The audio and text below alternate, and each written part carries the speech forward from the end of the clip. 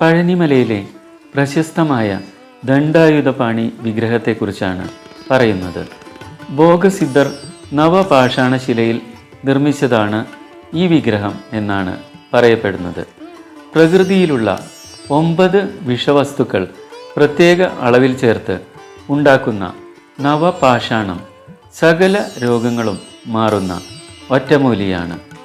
നവപാഷാണം ഉണ്ടാക്കാൻ ഭോഗസിദ്ധർ ഉപയോഗിച്ച 9 വിഷങ്ങൾ ഇവയാണ്: ഗൗരി പാഷാണം, ആർസനിക് പെൻറ്റാസൾഫേറ്റ്; ശീലാപാഷാണം, ആർസനിക് ഡിസൾഫേറ്റ്; വീരപാഷാണം, മെർക്കുറിക് ക്ലോറൈഡ്; വെള്ളപ്പാഷാണം, ആർസനിക് ട്രൈ ഓക്സൈഡ്; ചൂതകപ്പാഷാണം, മെർക്കുറി; ഗന്ധകപ്പാഷാണം, സൾഫർ; ശംഖപാഷാണം, കച്ചാല പാഷാണം, തൊട്ടിപ്പാഷാണം.